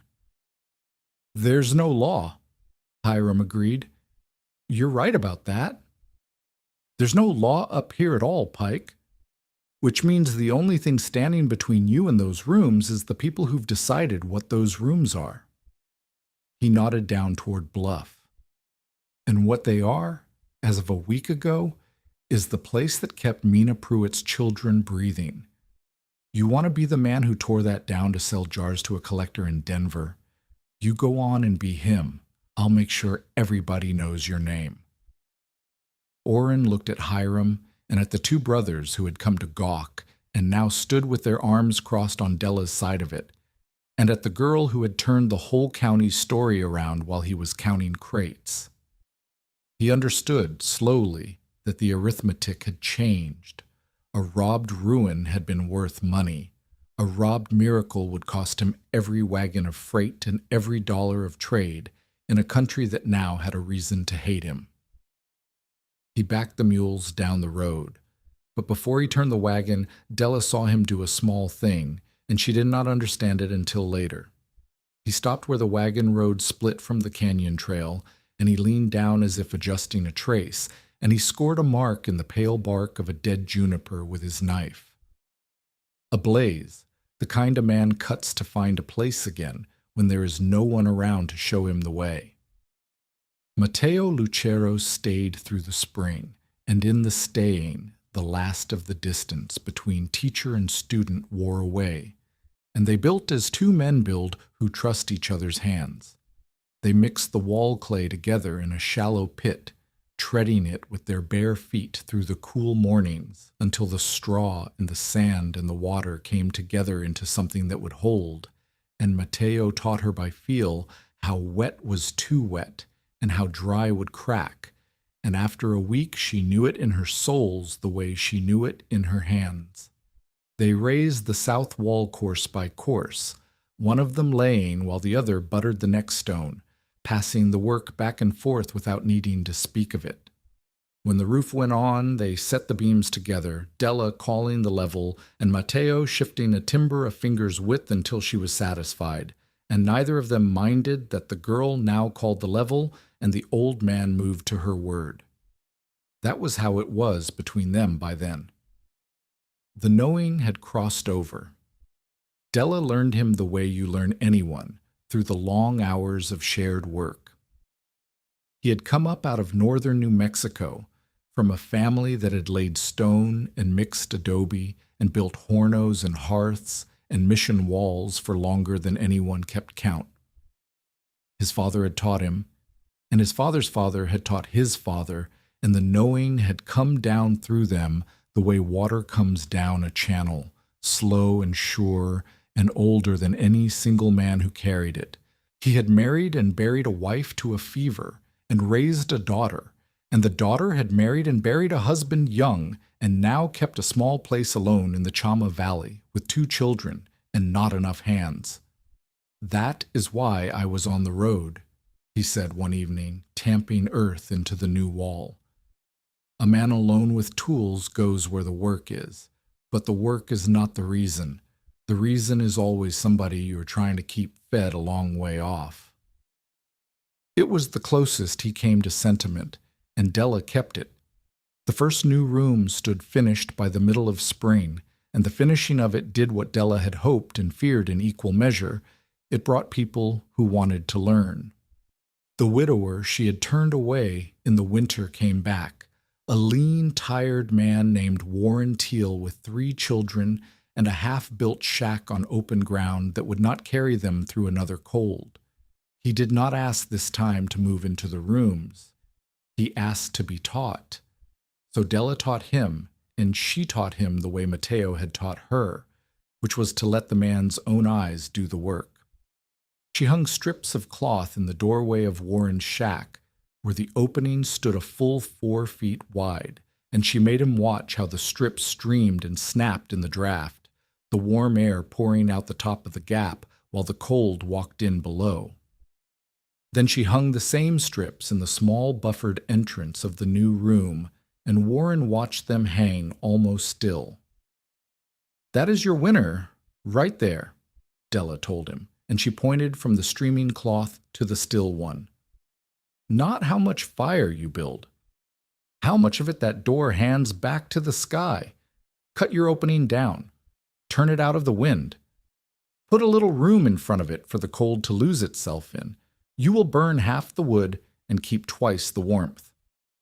Warren looked at the 2 sets of cloth strips for a long time, the way Hiram had looked at his 2 columns of numbers, and something in his tired face changed. The knowing began to spread from there, hand to hand, the way Matteo said it always had. Warren cut his doorway down by half and set it out of the north wind. 2 brothers who ran cattle dug the first 4 feet of their new room into a south slope. Reuben Pruitt, near 10 now and grave about it, learned to work wet clay around a new iron vent sleeve. A new one, shaped outside from gathered stone. Never a stone lifted from the settlement, until the seal was smooth and tight. Mina checked the batter of every new wall against a plumb line before she would let a family trust it. and Hiram, who had spent 30 years guessing at fuel, weighed each household's wood on his hanging scale through the cold nights and wrote down what they burned, so that by the second month there were numbers no one could argue with. The earth-backed rooms ate a third of what the board cabins ate, and none of them had failed. 3 households had their own rooms rising before the summer came, and every one of them was new work on open ground, and not one stone had come out of the ancient alcove, and that was the whole of what Della had wanted, the house spreading everywhere, the ware staying still and secret in the cliff, which was exactly the thing she and Matteo could not agree on. They clashed once, hard, over the thing that mattered most to both of them. It was over the ancestral rooms. Della had begun to make drawings, careful, measured sketches of the walls, the doorways, the cracks, the way the air moved, everything but the root in am, and she told Matteo, to send them out, to a newspaper, to a college back east that studied such places, to anyone who might learn from them or help protect them. Matteo set down his trowel. "No," he said, "you reseal the breach. You pack the wall back the way you found it, and you tell no one where it is, and you let the cliff take it back into itself. That is how a place like this lives, forgotten. A drawing is a map. A map in a newspaper is a road, and a road brings 100 orens." His voice had an edge she had not heard from him. "Every ruin my grandfather knew of that got written up in a paper is gone now, dug out, sold. You want to save this place? You make the world forget it exists." "And when I'm dead?" Della said, and she did not back down, because she had thought this through in the long nights too. "When I'm dead and the breach is sealed and nobody knows, then the knowing dies with me, Matteo. Everything they understood about mass and air and water, everything that saved those children, gone back into the cliff where nobody can learn it. You want to hide it so well that it might as well have fallen down." She held up a drawing. "I don't want to hide the place. I want to hide the location and share the wisdom.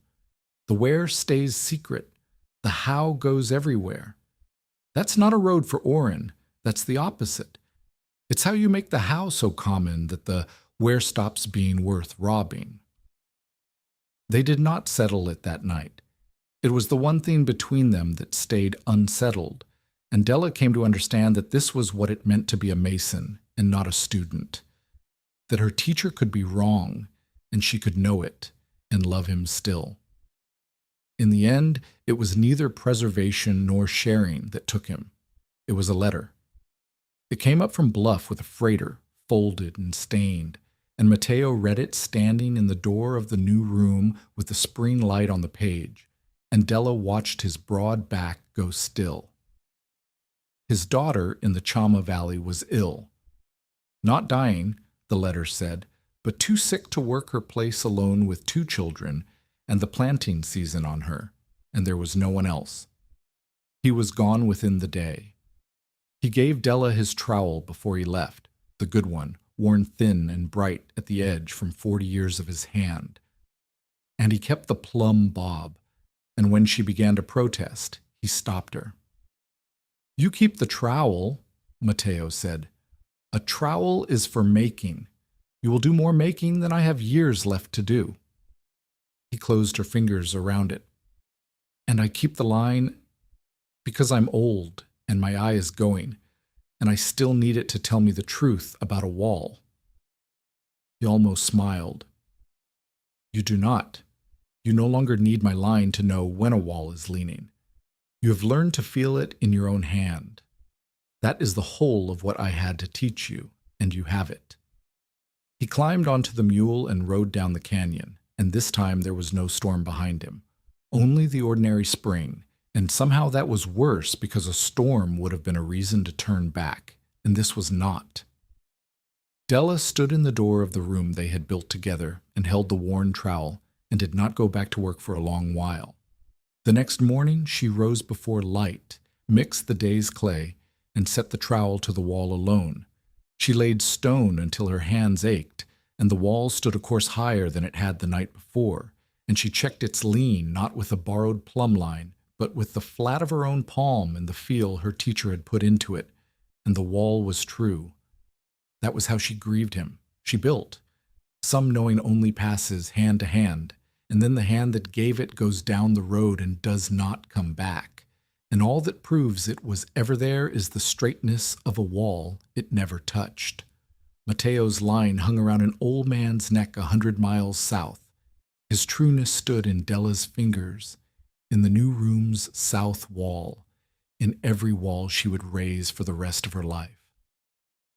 The secondary crisis came in high summer, and it came in the end from Orrin's own greed and the blaze he had cut into the dead juniper. A cloudburst broke over Cedar Mesa on a July afternoon, the hard, fast kind that dumps a month of water in an hour and sends it sheeting off the slick rock in brown falls.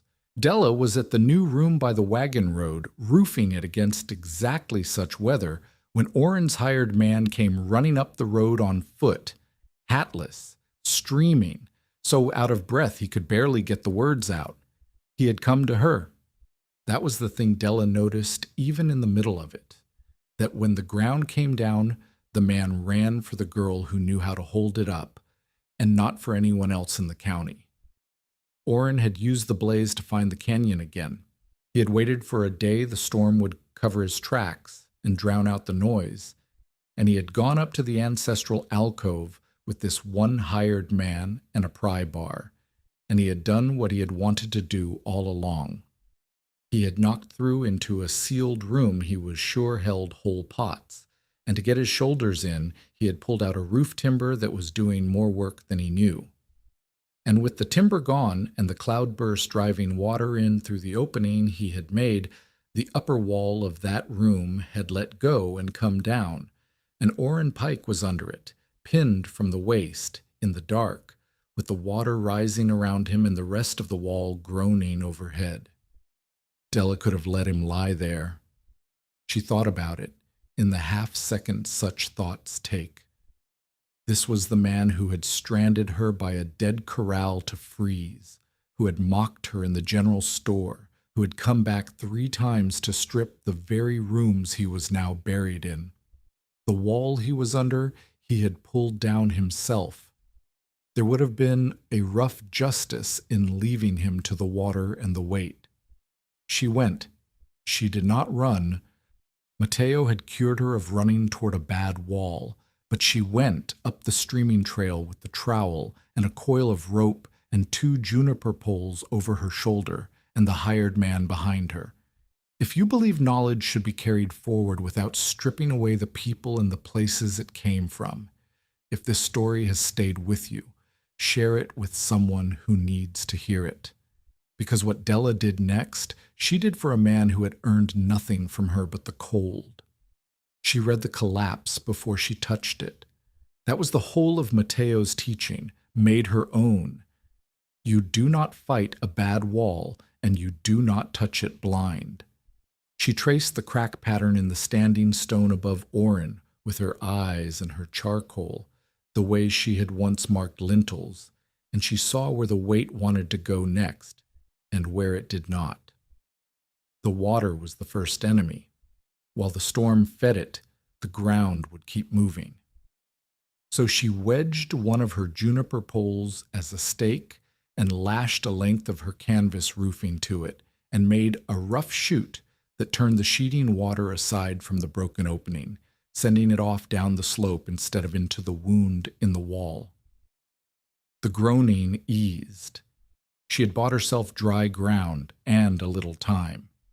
Then she set her 2 poles as Mateo had taught her to set posts, sprung into place by their own pressure, cushioned at the top so they bore on the sandstone and not the cracked, and she built them into a support that took the load off the piece that hung over Orrin's head. Only when the poles were true and the weight was on them did she begin to move the fallen stone off his legs, and she moved it in the order the crack pattern told her, the loosest pieces first, each one lifted clear in the sequence that would not shift the balance of what remained. She did not once strike the standing wall. She could have freed him faster by knocking out a leaning block, and she did not, because a leaning block was the whole wall's life, and she had promised these walls she would not break them, and the promise held even with her old enemy's legs pinned under the consequences of his own pry bar. She pulled Orrin Pike out from under the ruin he had made, and dragged him clear onto sound ground, and the hired man helped her carry him down out of the canyon in the last of the rain. He was bruised deep, and one ankle was broken, and his pride was broken worse, but he would keep both legs, which was more than he had any right to. And there was one thing more. Before she left the alcove, Della found the crates Orrin had already packed, 3 of them, filled with the pots and sandals, and worked stone he had pulled from the sealed room before the wall came down. She did not carry them off as evidence. She did not keep them as payment for the wage he had stolen from her a year before, though she could have called it square, and no one would have blamed her. She carried each object back into the rooms, and she set it down as near as she could to where it had lain, on the surface, where the old people had left it, and she left it there. When Orrin was well enough to understand what he was being told, they told him that the girl he had wronged had held up his death with 2 juniper poles and put back, with her own hands, every pot he had stolen. He did not thank her. He was not that kind of man, and the change in him was not that kind of change. His humiliation stayed private and bitter for a long while, but when his hired man went back up for the pry bar and the pack boxes and the collecting tools, Orrin told him to leave them. "Let them rot in the canyon," he said. And that summer, for the first time, Orrin Pike stopped asking anyone what was in the rooms. By the end of that season, the shape of Della's days had changed for good. She no longer went down to the county with her hat in her hand, asking for cooking work. The county came up the wagon road to her Einsan widowers and cattlemen and young couples with the first winter ahead of them, and they did not ask to move into the ancient rooms any more. They asked her to teach them to build their own. Mina kept Della's accounts and turned away the ones who only wanted a warm cave to steal. Hiram carried her numbers to Bluff and to the freighters, and made her name mean something more than a joke about rent.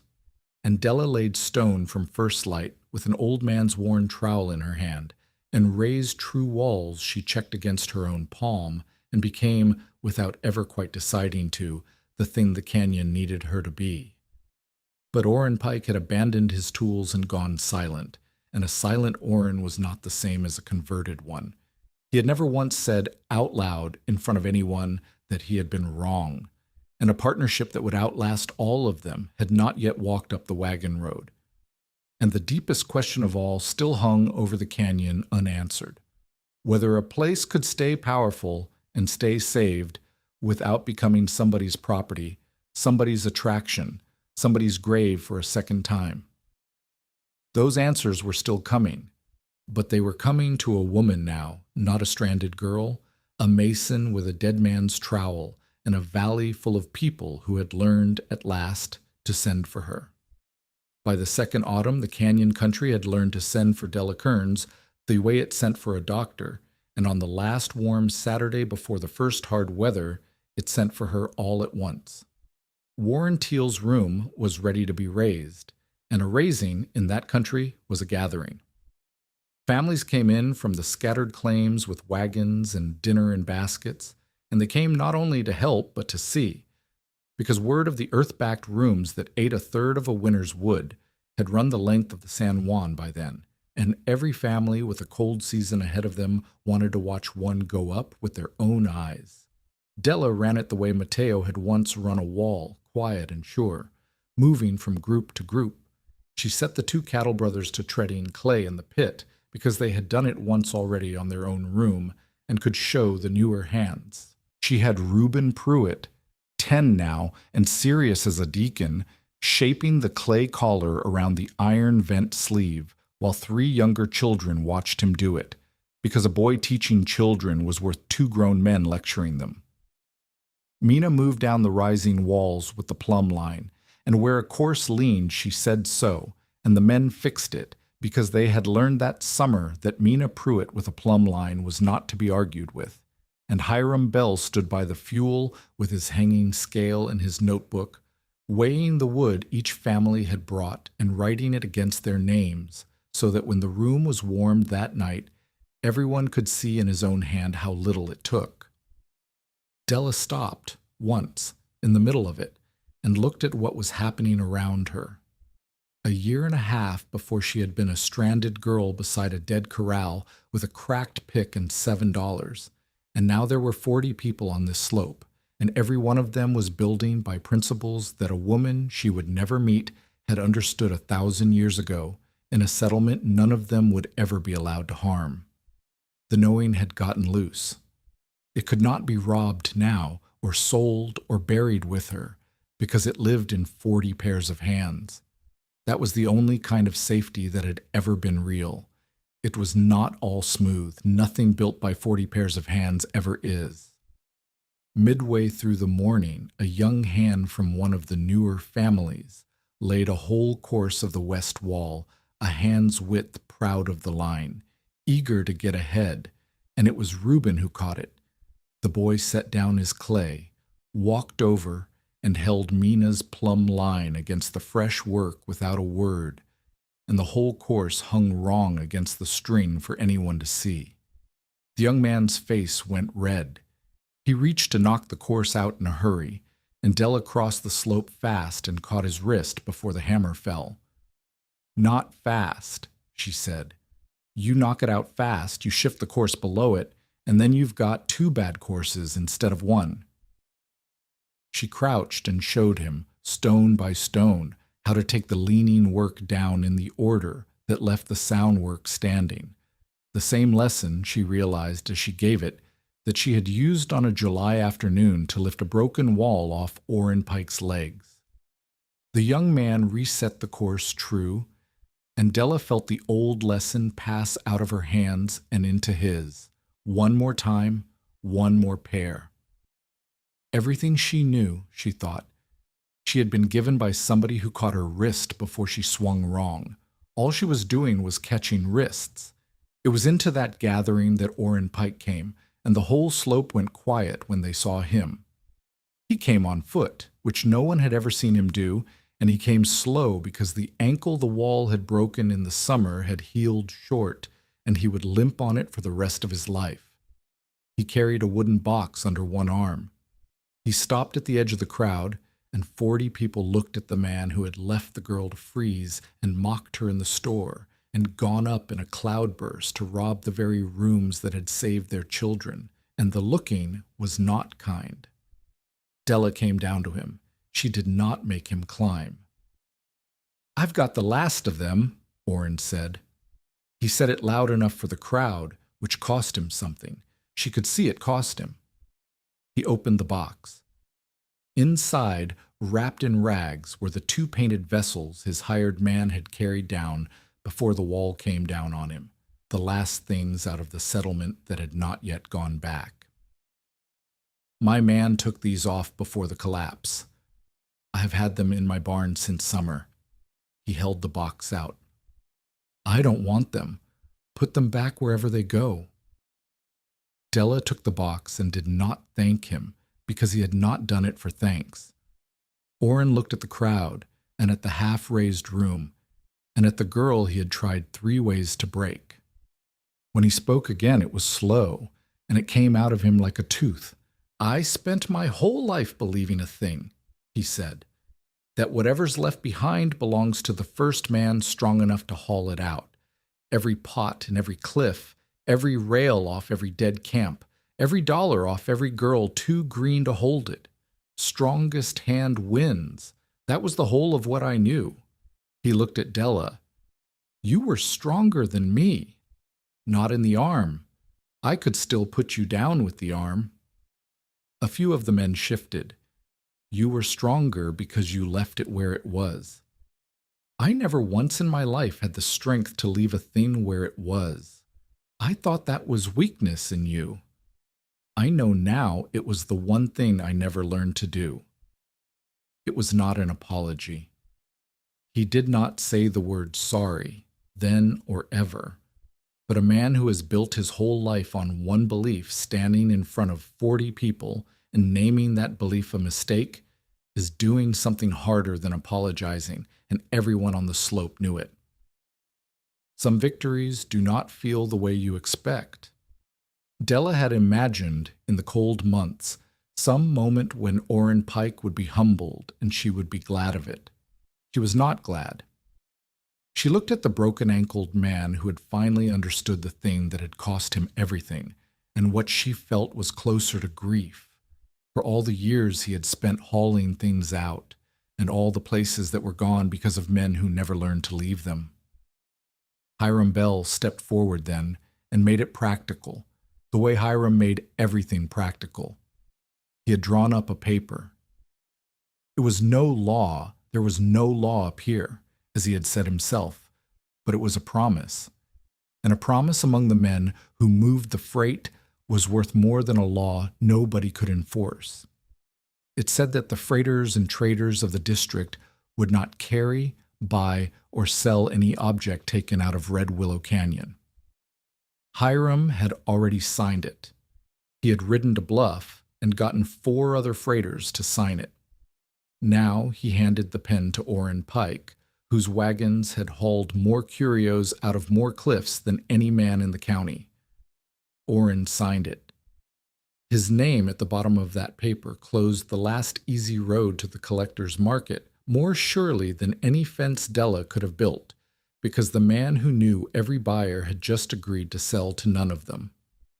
Then he limped back down the wagon road, and the raising went on. And by dark, Warren Teal's family stood in a warm room that had cost them 1/3 of a winter's wood, and Hiram read the number aloud from his notebook so everyone could hear it. The years after that ran together the way good years do, marked not by disasters, but by walls. Della and Mina made their partnership a true one. Mina kept the books and the accounts and the calendar, turned away the few who still came wanting only a warm cave to plunder, and matched Della's building work to the families who needed it most, rather than the ones who could pay most. Della laid the stone. Between them they built a trade that did not depend on selling anything but the knowing, and the knowing given away only multiplied. It was tested once, hard, in a lean year when a late blizzard came in April and caught 3 families with their new rooms only half built. There was not time to finish 3 rooms and not enough hands, and the families who could pay were not the families in the worst danger. And Della and Mina sat up a whole night over the ledger deciding who to save first. Mina wanted to send Della to the paying family. The trade could not run on charity forever, she said, and she was not wrong. Della wanted to go to the widow with the smallest children and the least money. They argued it the way partners argue, hard and honest, and in the end Mina closed the ledger and said, "Go to the widow. I'll find a way to feed us." And she did. She went to Hiram and the freighters and got the paying family to wait and to cover the widow's stone. Besides, on Della's word that they would owe nothing they could not spare. It was Mina's doing, all of it, the quiet arithmetic that let Della build for need instead of for coin. A mason raises the walls. Somebody has to make it possible for her to raise the right ones. That was the partnership, and it held for the rest of their lives. By the second winter, 4 new earth-backed rooms stood occupied across the district, and every one of them kept Hiram's numbers, and the numbers told the same story every cold night. 1/3 of the wood, and none of them failed. Not everyone came easy to it. There's always one more skeptic, and the district's was a hard old rancher named Dorsey Flint, who had wintered 40 years on open ground in a board house and thought a hole dug into a hillside was a thing for badgers, not Christians. He said as much, loudly, at the Bluff store, that the Kearns woman had gotten a valley full of grown men to burrow like animals on the strength of one lucky storm. Della did not argue him. She had learned from Hiram that a hard man is moved by numbers and not by words. So she asked Dorsey Flint to do one thing, to let Hiram Bell weigh his wood through 1 week of hard cold, and to let a man who had built one of the new rooms weigh his for the same week, and then to look at the two figures side by side and say whatever he liked. Flint agreed, because he was certain he would win. He did not win. At the end of the week, Hiram laid the 2 columns on the store counter, the way he had once laid Della's beside the ruin of Mina's cabin, and Dorsey Flint's board house had eaten better than 3 times the wood of the earth-backed room, and had still stood colder every morning. Flint stared at the numbers a long while, the way hard men do when the ground shifts under a belief they have stood on for 40 years. "I'll be damned," he said, which from Dorsey Flint was a conversion as full as any preacher ever got. He built his room that spring, dug 4 feet into a south slope with his own sons, and by the following winter he was the loudest man in the county on the subject of turning your door out of the wind, telling every stranger who would listen as if he had thought of it himself. That was how the district changed, one hard man at a time. Within a few years, a person could ride the wagon roads of the San Juan and read the new thinking in the buildings themselves. Doorways had shrunk and turned their backs to the north. Sleeping rooms had crept against earth-backed walls. Woodpiles had shrunk too and lasted longer. Where a family had once measured a winter's survival by the size of its woodstack, it now measured it by the sense in its walls, and a small, tidy stack of fuel beside a snug, earth-backed room had become, in that country, a mark not of poverty but of a builder who knew what she was doing. No family was ever again allowed to live in the ancestral settlement. Della's own first chamber, the room that had held 6 people at 4 below, she kept as it was and used no more. She made it an emergency refuge only, stocked with a little fuel and a little food against the day.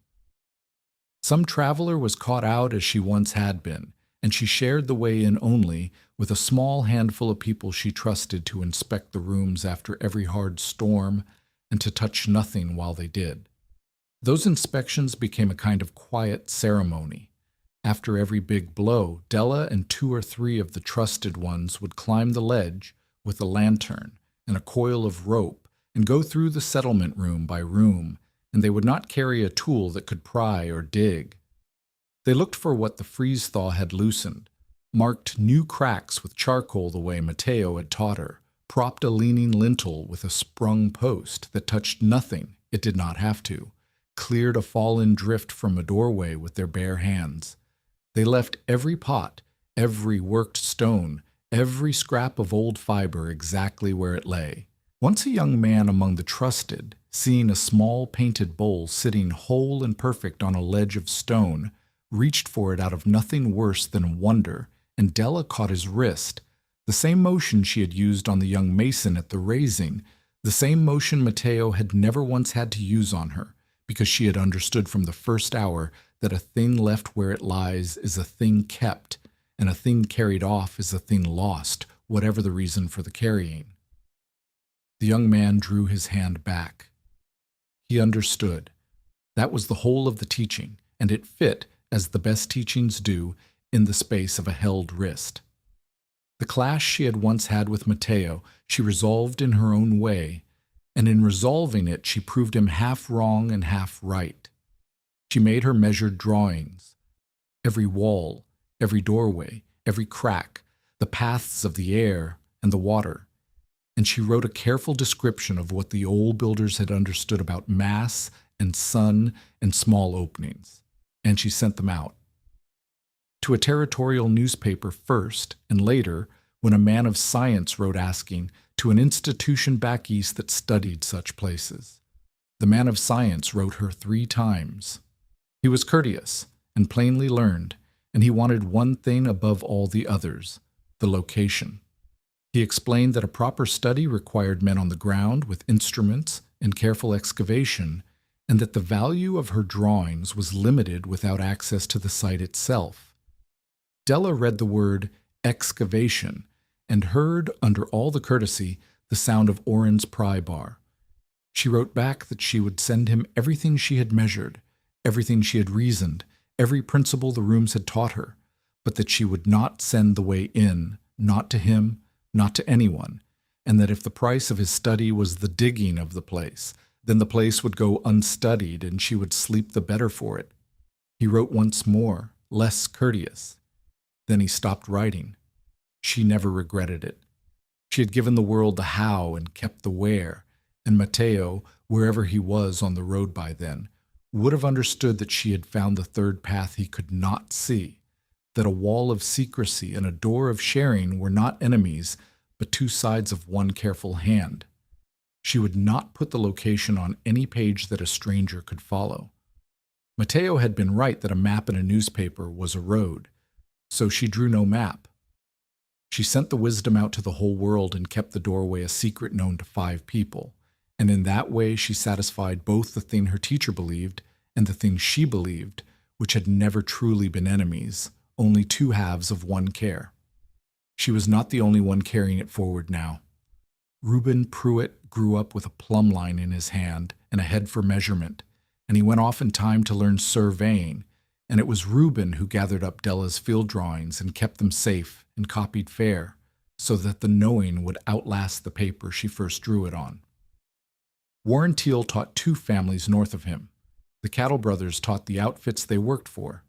The how kept getting looser in the world, exactly as Della had wanted, until no single death could take it back. She remembered the day Reuben left for the surveying school. He was 17, and he stood at the wagon with the flat leather case she had given him for her drawings, and he did not know what to say, and neither did she. He had been the boy whose frozen boots she had eased off in the storm, whose toes she had been afraid he would lose. Now he was a grown man leaving to go and measure the world true.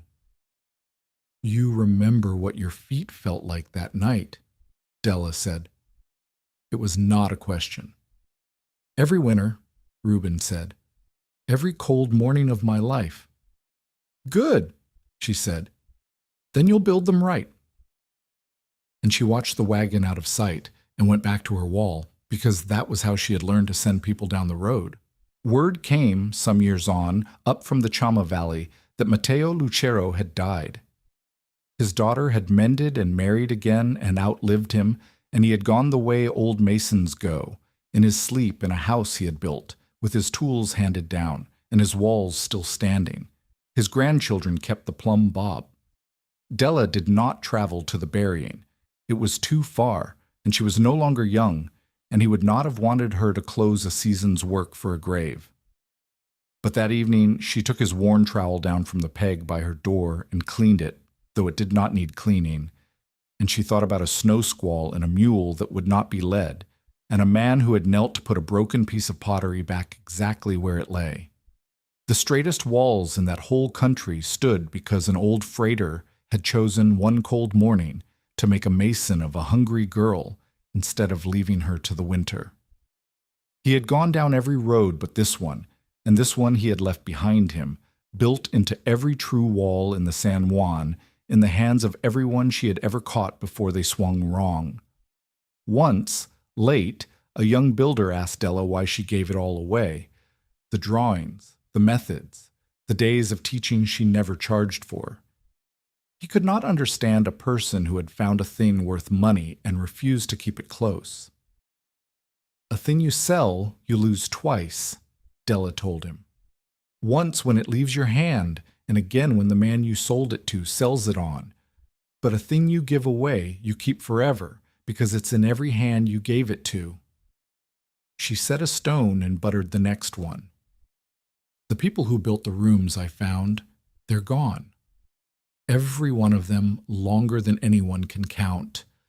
But the knowing they had saved my life and saved Mina's children, because somebody, somewhere down all those years, kept passing it hand to hand instead of hauling it off to sell. I'm just one more hand." She looked up at him. "You'll be another." The young man chewed on that a while, and then he asked the harder question, the one that had a knife in it.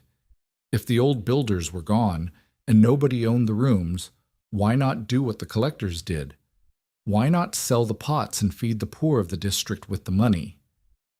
Was a warm belly not worth more than an old bowl sitting in the dark where no one would ever see it? Della did not answer quickly. It was a fair question, the fairest anyone had ever put to her, and it was Oren's question wearing kinder clothes. Because the day we decide the old ones don't count, on account of they're gone, she said at last, is the day we've decided the same thing about ourselves. We're all going to be the gone ones, some winter. Everything I build will be an old wall somebody finds, and I'd like to think that when they find it, they'll ask what I knew and how I did it, and leave it standing, instead of pulling it apart to see if there's anything in it worth $1. She smoothed the mortar flat. A bowl in the dark isn't worth nothing because nobody sees it. It's worth something because somebody made it, and meant it, and left it. That's the whole of respect when you get down under it. You leave the made thing where the maker left it.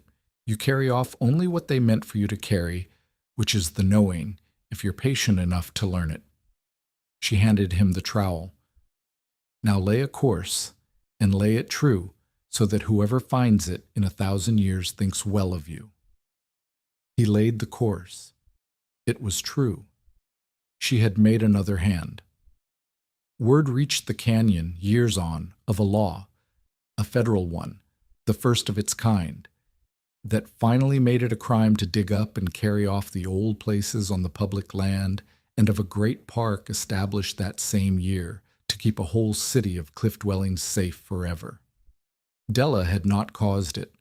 A girl in a canyon in Utah Territory did not write the laws of a nation. But she read the news standing in the door of a room she had built, and she understood that the small things she had learned beside a frozen cup, that some things are worth more left where they lie than hauled out for money, had somehow in all those years grown large enough to become the law of the land. The care had spread the same way the building had, hand to hand, until it was everywhere. She thought, reading it, of the man of science who had wanted her location and stopped writing when she would not give it, and she wondered how many places had been saved and how many lost in the long argument between the diggers and the keepers before the keepers finally won a law. Her own canyon had never needed the law.